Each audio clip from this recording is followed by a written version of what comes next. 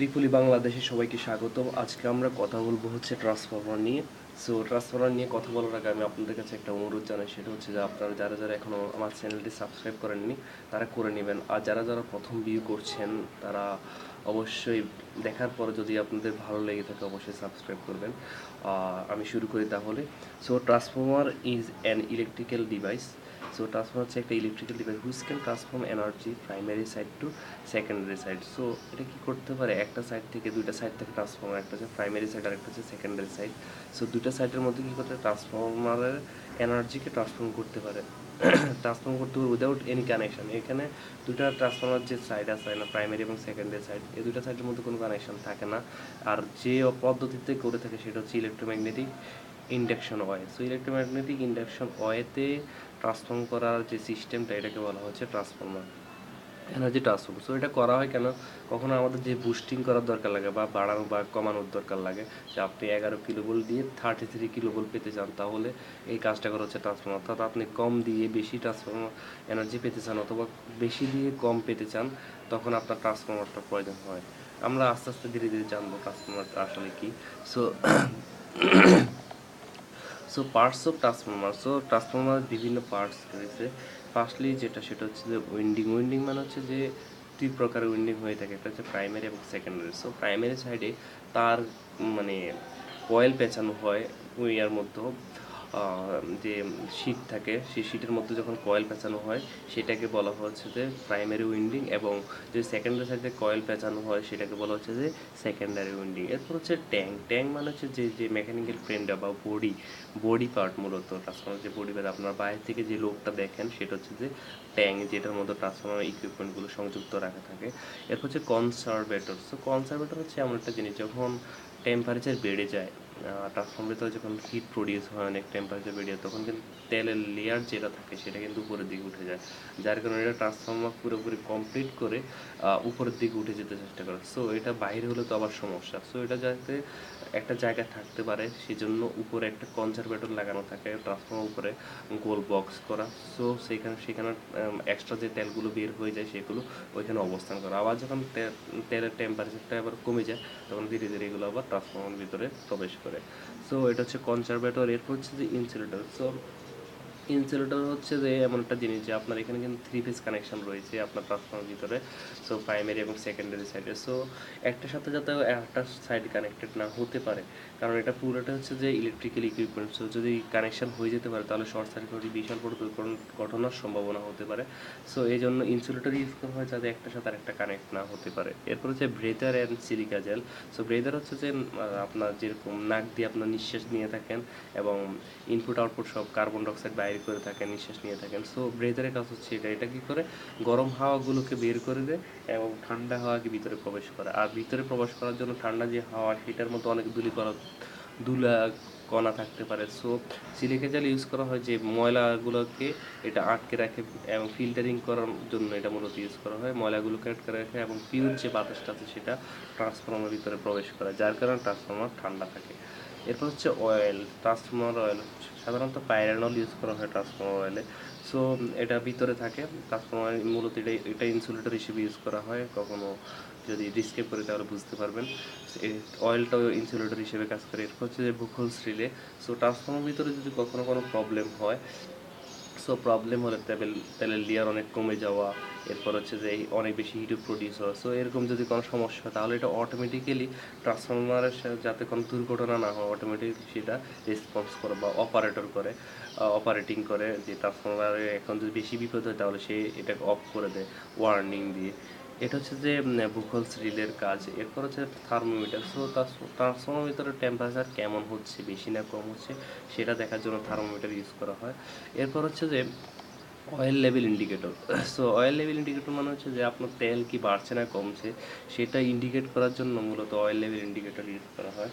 So তেল কি বেশি আছে কি না কম আছে সেটা দেখার জন্য। এর হচ্ছে ড্রেন কোক। কখনো যদি তেল অপরিষ্কার হয়ে যায় অথবা বের করে দেওয়ার প্রয়োজন পড়ে তখন মূলত ড্রেন কোকটা ইউজ করা হয়। এটা হচ্ছে একটা ড্রেন যেখান দিয়ে তেলকে বাইরে করে নেওয়া হয়।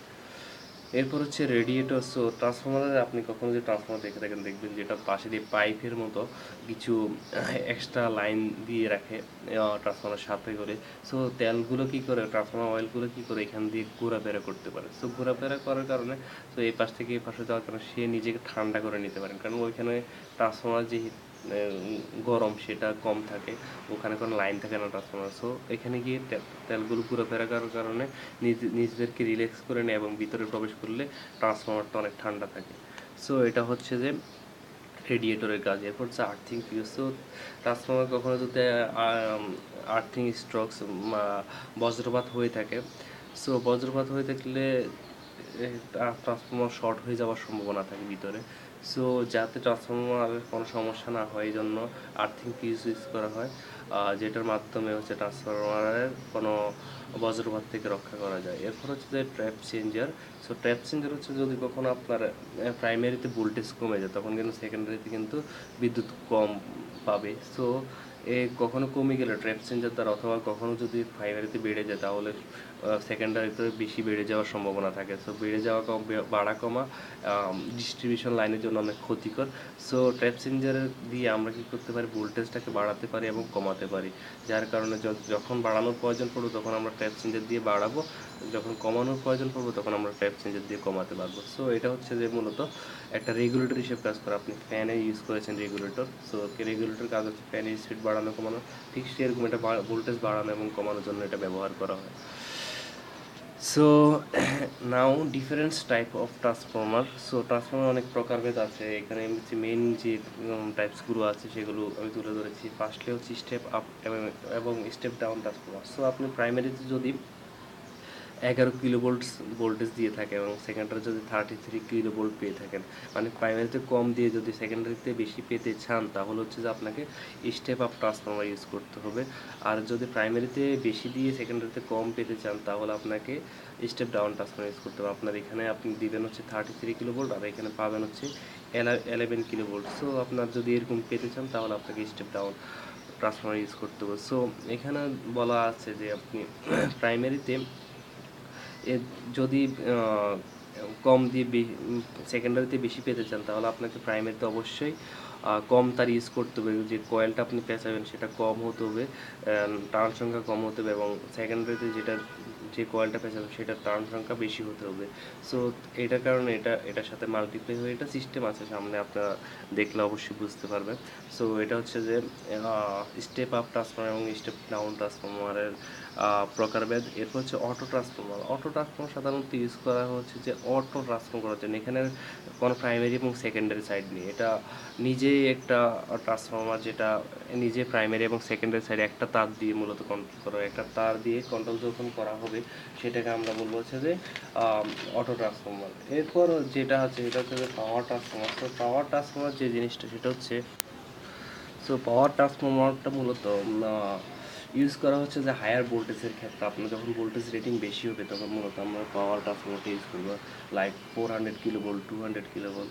সো এইসব ক্ষেত্রে মূলত আমরা ইউজ করবো হচ্ছে পাওয়ার ট্রান্সফর্মার। এরপর হচ্ছে যে distribution transformer. So distribution transformer হচ্ছে যে আপনার ঘর বাড়িতে যখন আমরা বিদ্যুৎ লাইন যখন দেওয়া হয় সাধারণত তখন মূলত ডিস্ট্রিবিউশন ট্রান্সফর্মার ইউজ করা হয়।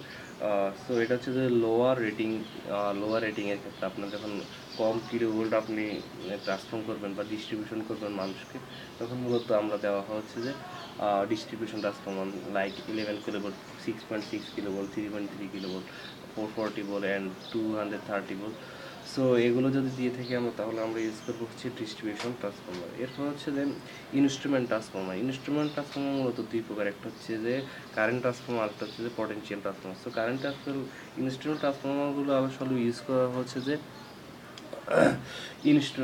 মেজারমেন্ট করার জন্য, ইনস্ট্রুমেন্টের মেজারমেন্ট করার জন্য, আপনার যে কত কারেন্ট এখানে ট্রান্সফার হচ্ছে, কত ভোল্টেজ ট্রান্সফার হচ্ছে, সো এটা মেজার করার জন্য মূলত ইনস্ট্রুমেন্ট ট্রান্সফর্মারগুলো ইউজ করা হয়। সো কারেন্ট ট্রান্সফর্মার ইউজ করা হয় মূলত হচ্ছে যে কারেন্ট মাপার জন্য, যে আপনি কত কারেন্ট আপনার এখান দিয়ে যাচ্ছে ট্রান্সফর্মার দিয়ে। আর পটেনশিয়াল ট্রান্সফর্মার ইউজ করা হচ্ছে যে ভোল্টেজকে ডিটারমাইন করার জন্য, এখানে কি লো ভোল্টেজ হচ্ছে নাকি হাই ভোল্টেজ হচ্ছে, সো এটা মাপার জন্য ইউজ করা হচ্ছে যে ইনস্ট্রুমেন্ট ট্রান্সফর্মার। সো এগুলো হচ্ছে difference type of transformer. So ধন্যবাদ সবাইকে।